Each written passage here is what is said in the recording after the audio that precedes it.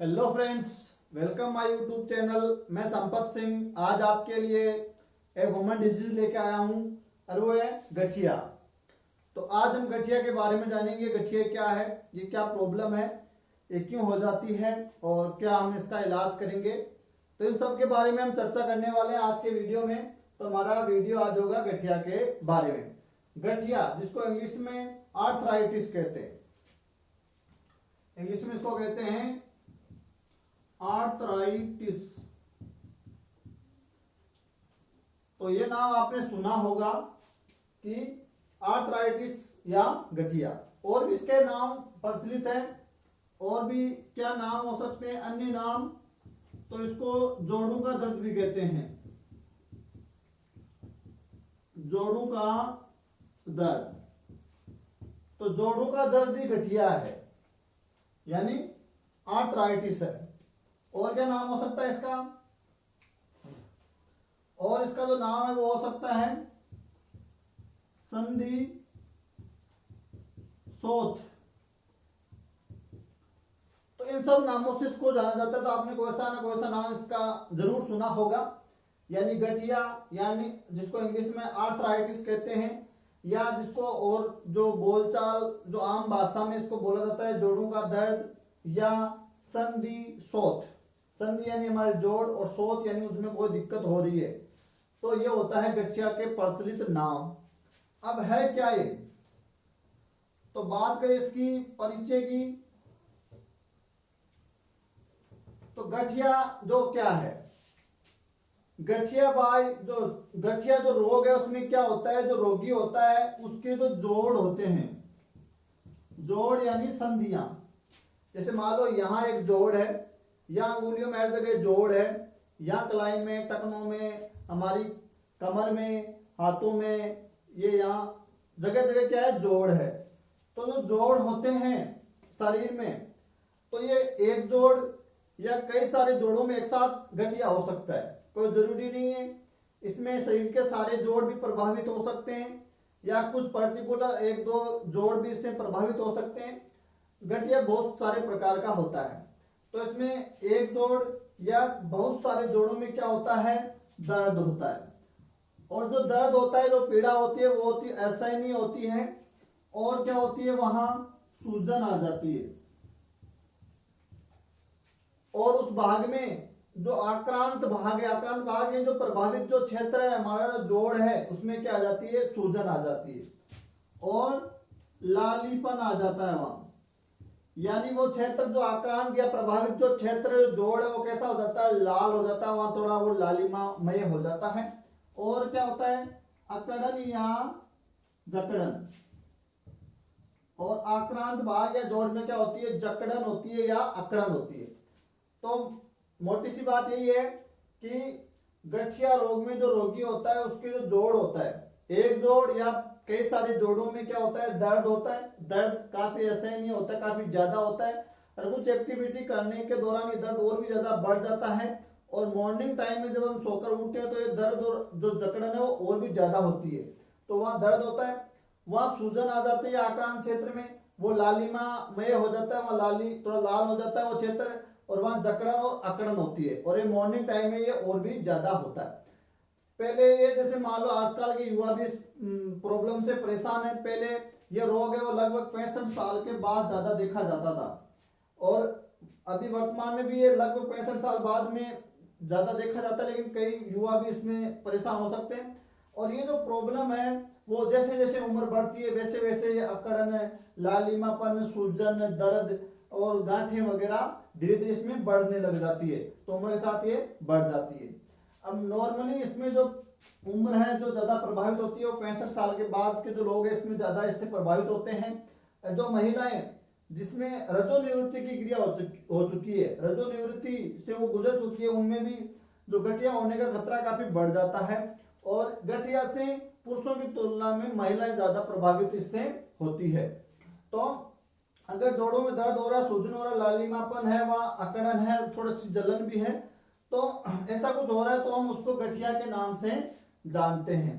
अब इसमें और क्या हो सकता है, और उस जो प्रभावित जो आक्रांत क्षेत्र है उसमें गांठें बन जाती है, गांठें। और गांठें बन जाने के कारण इसको गठिया कहते हैं, गांठों से ही गठिया बना है। तो जो प्रभावित जो जोड़ है वो भाग, उसमें क्या बन जाती है, गांठें बन जाती है।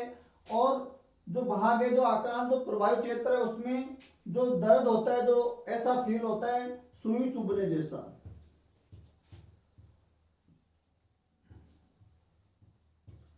सुई चुभने जैसा एहसास होता है कि जो हमारा जो जोड़ है, जो दर्द हो रहा है, उसमें जैसे सुइयां, जैसे कांटे चुभ रहे हैं, ऐसा एहसास होता है, ऐसा महसूस होता है। तो ऐसे नहीं पीड़ा होती है, आदमी हिलडुल नहीं सकता है, चल नहीं सकता है। और ये जब काफी उग्र अवस्था में चला जाता है तो आदमी एक स्थिर अवस्था में, एक स्थिर आसन में आ जाता है। फिर वो एक पानी का गिलास ही नहीं उठा सकता है, चेयर से उठ नहीं सकता है, अपने हाथ पैरों को हिला नहीं सकता है, क्योंकि वो ऐसा करेगा, हिलाएगा डुलाएगा, कुछ ऐसी क्रियाएं करेगा, कुछ लिखेगा, कुछ टाइप करेगा या उठने बैठने की कोशिश करेगा, तो ये दर्द, ये चुभन, ये अकड़न, ये जकड़न, ये बहुत ज्यादा घातक हो जाती है। तो आदमी एकदम स्थिर आसन में हो जाता है, वो हिलडुल नहीं सकता, कुछ परिवर्तन नहीं कर सकता, एक जगह बैठा रहता है। तो वो उग्र अवस्था में ऐसा हो जाता है।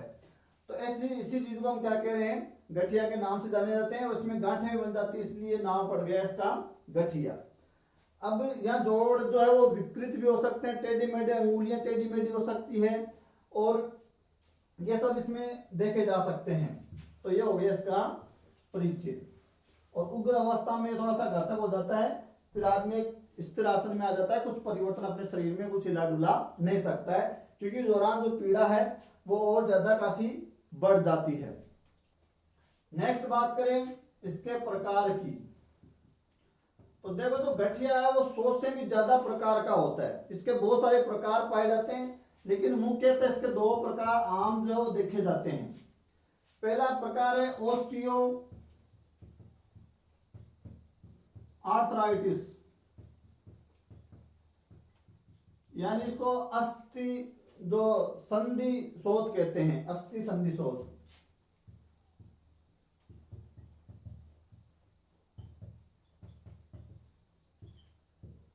एक रूप तो कॉमन सबसे ज्यादा जो देखा जाता है वो यही देखा जाता है, अस्थि संधि शोथ, यानी ऑस्टियोआर्थराइटिस से लोग ज्यादा परेशान होते हैं। ये आम जो है वो ज्यादा यही देखा जाता है। और दूसरा इसमें जो है वो है रूमेटिक या रूमेटिक या रूमेटाइड। तो दूसरा रूप इसमें ये देखा जाता है। अब इसके तो कई और सारे कारण हो सकते हैं, लेकिन इसका जो रूमेटिक का जो कारण है वो इसका कारण होता है auto immune disorder, auto immune disorder. तो रूमेटाइड या रूमेटिक जो आर्थराइटिस होता है उसका कारण होता है ऑटो इम्यून डिसऑर्डर। अब ये ऑटो इम्यून डिसऑर्डर क्या है, इम्यून का मतलब हमारा सुरक्षा प्रणाली, हमारा सुरक्षा तंत्र, ऑटो यानी ऑटोमेटिकली। तो यह क्या होता है, हमारा जो सुरक्षा प्रणाली होता है, जो हमारा सुरक्षा तंत्र है, जो रोगों से लड़ने की जो हमारी क्षमता है वो क्या करती है, रोगों से हमको बचाती है। अगर आपका सुरक्षा प्रणाली, आपका सुरक्षा तंत्र कमजोर है तो आप गठिया से जल्दी गिर जाओगे। इसमें क्या होता है कि जो सुरक्षा तंत्र है वो क्या करता है, अपने शरीर की सेल्स, सभी कोशिकाओं को पहचानता है अच्छे से, और जब बाहर से कोई एंटीजन आता है तो उस पर वो क्या करता है, हमारा इम्यून सिस्टम आक्रमण करता है, उसको बाहर नष्ट कर देता है। लेकिन जब ऑटो इम्यून डिसऑर्डर होता है तो जो हमारा सुरक्षा तंत्र वो अपनी सेल्स को पहचान नहीं पाता है और उनको नष्ट करने लग जाता है, उनको संक्रमित करने लग जाता है और उनको हानि पहुंचाने लग जाता है। तब एक स्थिति बनती है जिसको कहते हैं रूमेटिक आपका आर्थराइटिस। तो ये 2 प्रकार मोस्टली इसके देखे जाते हैं। सबसे आम जो प्रॉब्लम है वो ऑस्टियो आर्थराइटिस है, यानी अस्थि संधि शोथ जिसको कहते हैं, जिसमें जोड़ों में मोस्टली दिक्कत होने ज्यादा देखी जाती है, घुटनों के है या हाथों के है, कलाई के हैं, टखनों के हैं। तो इसके 2 जो प्रकार है मोस्टली पाए जाते हैं। और रूमेटाइड जो है वो ऑटो इम्यून डिसऑर्डर के कारण होने वाली प्रॉब्लम है। अब देखेंगे इसके कारण, यानी ये प्रॉब्लम किस कारण हो जाती है।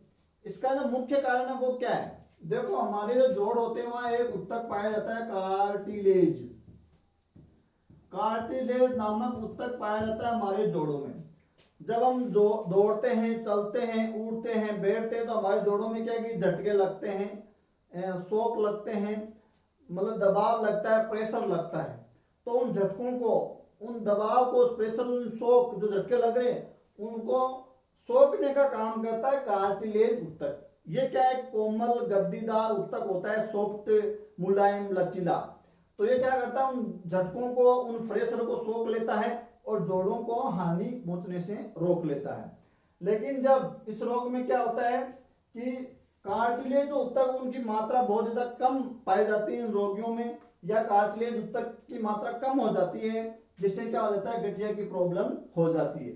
नेक्स्ट और क्या कारण हो सकता है इसका, आपकी जो जोड़ या जो हड्डियां होती है उनमें क्या कोई चोट लगना या कोई रगड़ लगना या कोई घर्षण लग जाना काफी गंभीर, जिससे भी क्या हो सकता है, गठिया होने का खतरा बढ़ जाता है। और क्या कारण हो सकता है, आनुवांशिक। तो कुछ केसों में ये आनुवांशिक भी है कि अगर माता पिता को ये प्रॉब्लम है तो संतति में ये मोस्टली जा सकती है, तो ये इसका आनुवांशिक कारण भी हो सकता है। नेक्स्ट इसका कारण हो सकता है मोटापा। मोटापा कई रोगों का घर होता है, वो बताइए। मोटापा जब बढ़ जाता है तो जोड़ों पर दर्द वगैरह जो बाहर है वो बढ़ जाता है, वजन बढ़ जाता है और दबाव झटके ज्यादा लगने लग जाते हैं, तो वो क्षतिग्रस्त हो सकते हैं। कार्टिलेज उत्तक की मात्रा कम हो जाती है, जिससे ये गठिया होने का खतरा बढ़ जाता है। इसके अलावा और क्या कारण हो सकता है, कोई गंभीर रोग है, कोई गंभीर रोग है या कोई संक्रमण है, या आपका इम्यून सिस्टम क्या है, कमजोर है। इन कारणों से क्या हो सकता है, आपके गठिया हो सकता है। एक और इसका कारण हो सकता है वो है आपके शरीर में या आपके जो जोड़ है, हड्डियां, मांसपेशियां हो, उसमें यूरिक एसिड की मात्रा बढ़ जाना, यानी यूरिक अम्ल की मात्रा बढ़ जाना। तो इन कारणों से आपको गठिया हो सकता है। कार्टिलेज ऊतकों में कमी है, या इसमें कुछ पर्यावरण भी कारक शामिल होते हैं, कुछ पर्यावरण कारक भी हो सकते हैं। अगर आपके पोषण में कुछ कमी है तो भी हो सकता है, या कुछ हार्मोनल कारण भी हो सकते हैं, आपके हार्मोनों में गड़बड़ी के कारण भी हो सकता है। जैसे जो रजोनिवृत्ति होती है तो वहां कुछ हार्मोनल चेंज होते हैं, तो गठिया होने का खतरा बढ़ जाता है। कुछ पर्यावरणीय कारक भी इसमें प्रभावित करते हैं। साथ में कार्टिलेज ऊतकों की कमी हो गई है, या जोड़ों में कोई घर्षण, को दबाव, कोई चोट लग गई है, आनुवांशिक हो सकता है, मोटापा हो सकता है, कोई गंभीर रोग से आप गुजर रहे हो, कोई संक्रमण हो गए, इम्यून सिस्टम कमजोर है, बढ़ती उम्र तो है ही है, उम्र के साथ तो ये प्रॉब्लम होने लग जाती है, और यूरिक अम्ल की मात्रा अगर बढ़ने लग गई तो इन सब कारणों से गठिया होने का खतरा काफी बढ़ जाता है, और महिलाएं इससे ज्यादा प्रभावित होती है।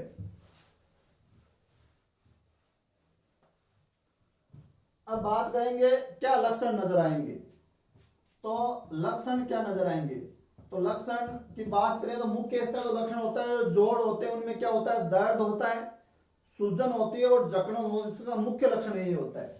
तो जोड़ों में क्या होता है, जोड़ों में दर्द, थोड़ी बहुत क्या हो सकती है, जलन क्या हो सकती है, सूजन क्या हो सकता है, लालीपन क्या हो सकता है, जकड़न।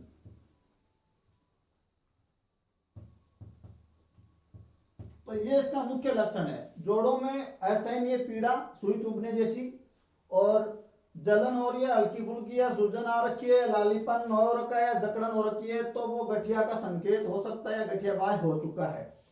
नेक्स्ट क्या लक्षण हो सकता है, मांसपेशियों में कमजोरी। तो मांसपेशियों में क्या हो जाती है, इसमें कमजोरी आ जाती है। व्यक्ति को क्या महसूस होती है, थकान महसूस होती है, और उसको अच्छा महसूस नहीं होता है। और कई बार इसमें हल्का फुल्का क्या हो सकता है, जवर भी हो सकता है, और आपकी नाड़ी दर भी क्या हो सकती है, बढ़ सकती है। तो नब्ज भी इसमें बढ़ जाती है, एक विशेष प्रकार का इसमें जवर आदमी को रहता है, थकान रहती है, वो थोड़ा सा अच्छा महसूस नहीं कर पाता है। मांसपेशियों में क्या रहती है, थकावट रहती है, मांसपेशियों कमजोर हो जाती है, जोड़ों में दर्द होता है, जलन होती है, सूजन होती है, लालीपन होता है, जकड़न होती है। और ये जकड़न और जो दर्द है ये सुबह के समय बहुत ज्यादा बढ़ जाता है। तो ये जकड़न और दर्द सुबह के दौरान व्यक्ति को ज्यादा परेशान करता है। और जो दर्द है वो जोड़ों में हो सकता है, जोड़ कैसे, जैसे कलाई का जोड़ है, अंगुलियों का जोड़ है, टखने का जोड़ है, ये यहाँ का जोड़ है, आपके पीठ में हो सकता है, मांसपेशियों में हो सकता है। तो ये पूरे शरीर में लगभग जो जोड़ है उन सारे जोड़ों में दर्द, पीठ में भी देखा गया, मांसपेशियों में भी इसमें दर्द देखा गया है, कमजोरी उनमें देखी गई है, तो ये सब हो जाता है। लचीलापन कम हो जाता है जोड़ों का, लचीलापन। नेक्स्ट इसमें लक्षण देखें तो जोड़ों का जो लचीलापन है वो कम हो जाता है। याद, जो व्यक्ति के जो जोड़ होते हैं वो हिलने डुलने के काम आते हैं, इधर उधर हिलाते हैं, मूव करने काम आते हैं, लेकिन इसमें क्या लचीलापन कम हो जाता है तो जोड़ है वो निरर्थक हो जाते हैं। आदमी उसको हिला डुला नहीं पाता है, और अगर ऐसी कुछ एक्टिविटी कर रहा है तो दर्द और भी ज्यादा बढ़ जाता है। तो लचीलापन क्या हो जाता है, कम हो जाता है। और जो जोड़ होते हैं जहाँ ये गठिया से प्रभावित है, उन जोड़ों के आसपास व्यक्ति को क्या महसूस होती है, गर्माहट, यानी गर्मी महसूस होती है। तो जो प्रभावित जो जोड़ है उसके आसपास या उसमें क्या व्यक्ति को एक गर्मी, एक जलन सी, एक गर्मी सी, एक गर्माहट सी महसूस बनी रहती है, और वो सूज भी जाता है, वहां थोड़ा सा लालीपन मन आ जाता है, उसका लचीलापन बेकार हो जाता है। जोड़ों में विकृति, तो जोड़ों में क्या आ जाती है, इस रोग में विकृति आ जाती है, जोड़ विकृत हो जाते हैं। अंगुलियां इसमें टेढ़ी मेढ़ी हो सकती है, अंगुलियों में, हाथ और पैरों की अंगुलियों में क्या हो सकती है, गांठें हो सकती है, और हाथ और पैर की अंगुलियों की हड्डी बढ़ सकती है। तो हाथ और पैर की अंगुलियों में गांठें देखी जाती है, और उनकी जो अस्थियां होती है वो कई बार बढ़ जाती है, और जोड़ों में क्या आ जाती है, विकृत आ जाती है, जोड़ टेढ़े मेढ़े हो जाते हैं। साथ में खड़खड़ाहट, खड़खड़ाहट का मतलब जब आदमी चलता है, उठता है, बैठता है, तो जोड़ों में खड़खड़ाहट की आवाज आने लग जाती है बहुत ज्यादा, तो खड़खड़ाहट होने लग जाता है जोड़ों में। साथ में व्यक्ति के जो जोड़ों में दर्द होता है तो वो कुछ एक्टिविटी नहीं कर पाता है, जो कुछ लिखने की, कुछ टाइप करने की, सब्जियों को काटने की, कुर्सी से उठने का, बैठने का प्रयास करता है, तो दर्द है वो और ज्यादा बढ़ जाता है। तो ऐसी स्थितियों में दर्द और ज्यादा बढ़ जाता है। मॉर्निंग टाइम में बढ़ रहा है, जकड़न दोनों में बढ़ रही है, और मांसपेशियों में भी थकान और कमजोरी महसूस की जाती है, जोड़ विकृत हो जाते हैं, गांठें पड़ जाती है, अस्थियां हाथों की बढ़ जाती है, अंगुलियां टेढ़ी मेढ़ी हो जाती है, तो और चलता है तो खड़खड़ाहट की आवाज आने लग जाती है, और प्रभावित भाग में गर्मी महसूस होती है, और सुई चुभने जैसी दर्द पीड़ा ऐसे नहीं हो रही है, और गंभीर स्थिति में ये धीरे धीरे और ज्यादा बढ़ता ही जाता है। तो इन लक्षणों के आधार पर आप इसको पहचान सकते हो।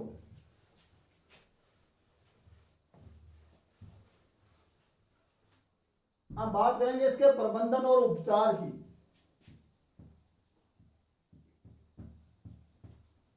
तो ये रोग हो गया, तो इसका प्रबंधन कैसे करें, इसको रोके कैसे, इसका उपचार क्या करें। तो इसमें आपको क्या करना है, आपका जो भोजन है वो, आपका भोजन एकदम संतुलित होना चाहिए। उचित आहार, आपको स्वस्थ आहार लेना है जिसमें सारे इंग्रेडिएंट्स मौजूद हो, विटामिन, खनिज लवण, कार्बोहाइड्रेट, वसा वगैरह, प्रोटीन वगैरह सब मौजूद हो। तो आपका भोजन अच्छा होना चाहिए, स्वस्थ होना चाहिए, संतुलित होना चाहिए। तो आपकी डाइट पर विशेष आपको ध्यान देना पड़ेगा, जिससे खनिज लवणों की कुछ पूर्ति बढ़ेगी, उत्तकों की मात्रा बढ़ेगी, तो शायद ये प्रॉब्लम सोल्व हो जाए।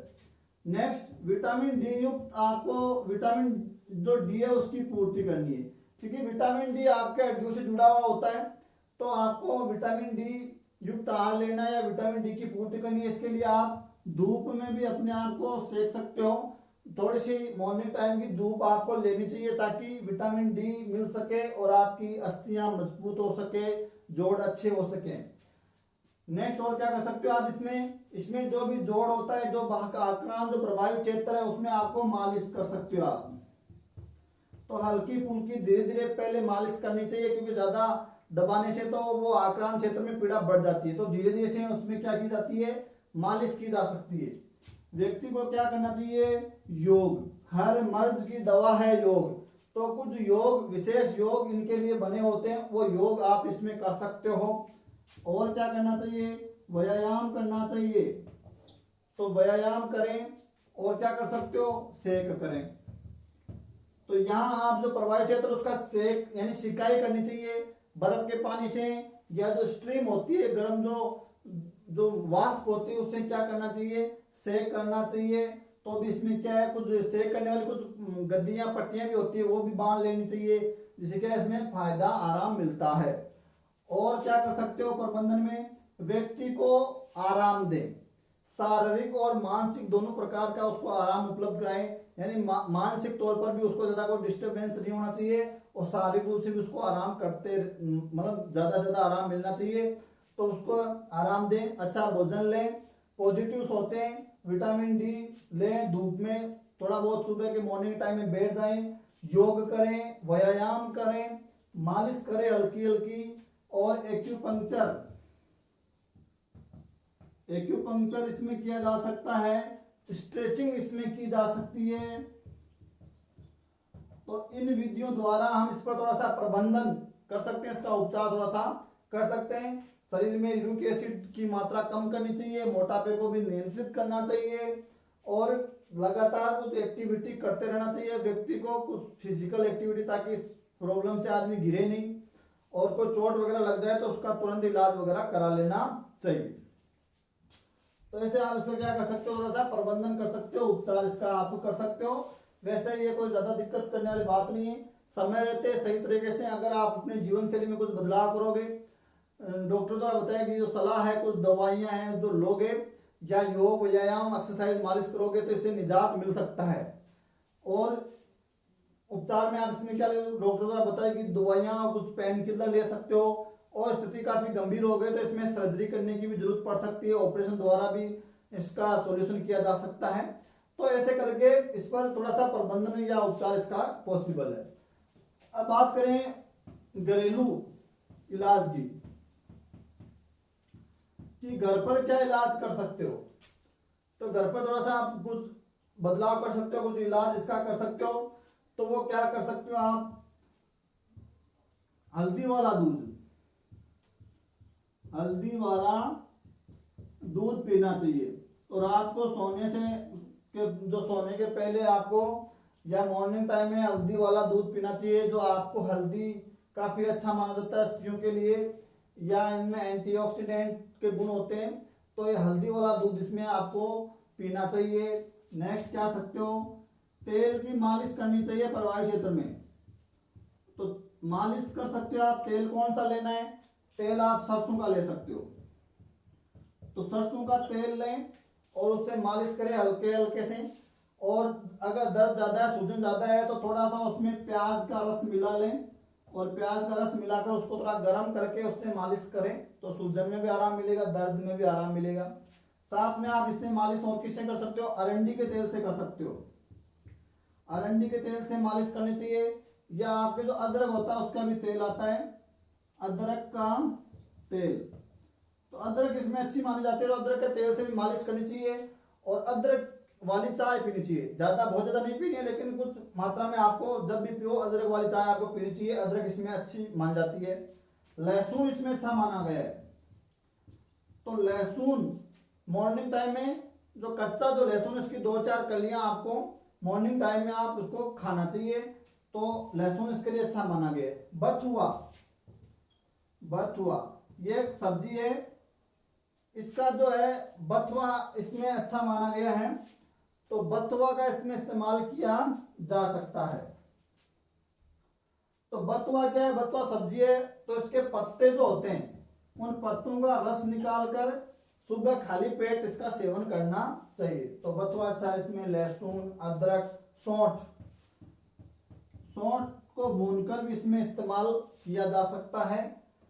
और आप इसमें जो एलोवेरा होता है आपका, एलोवेरा यानी गवार पाठा, उसकी जो गिरी होती है उससे भी आप मालिश कर सकते हो। तो इसमें भी क्या है, व्यक्ति को आराम मिलता है सूजन से और दर्द से। तो ये आप घर में ऐसा कुछ अपना सकते हो। और आप भाप से या बर्फ से उस प्रभावित क्षेत्र को सेक कर सकते हो। इसके अलावा और क्या कर सकते हो आप, सेब का सिरका लेना चाहिए आपको। सेब का सिरका आता है, तो सेब का सिरके का इस्तेमाल किया जा सकता है। सेब और सिरका मिला हुआ एक रस होता है, जो इसमें काफी अच्छा माना गया है। और कुछ आयुर्वेदिक कुछ जड़ी बूटियों की बात करें तो गूगल और अश्वगंधा, ये आयुर्वेदिक औषधियां हैं, जड़ी बूटियां हैं। ये जो गूगल और अश्वगंधा है वो इसमें अच्छा माना जाता है, और गठिया में काफी आराम देने वाली ये औषधियां, जड़ी बूटियां हैं। जो कुछ भी लो, आप हमेशा अपने जो वेद है या जो डॉक्टर उसकी सलाह से ही लेना है। और कितनी मात्रा में लेना है, कब लेना है, वो आप को डॉक्टर की अपने डॉक्टर से सलाह लेकर ही लेना है। बिना सलाह से किसी चीज का इस्तेमाल करना शायद अच्छा ना हो, तो डॉक्टर से सलाह मशवरा करके ही इन चीजों का इस्तेमाल आपको करना चाहिए।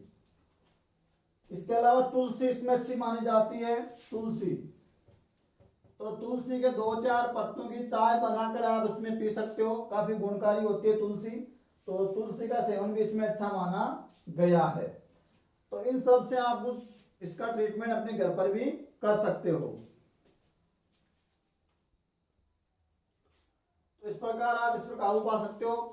और लक्षणों के अंदर आप इसमें क्या है, व्यक्ति के गर्दन में भी जकड़न रहती है और जोड़ों का विशेषकर रोगी है वो ज्यादा उपयोग नहीं कर पाता है, क्योंकि वो जब उनको हिलाता डुलाता तो काफी उनको दर्द का सामना करना पड़ता है।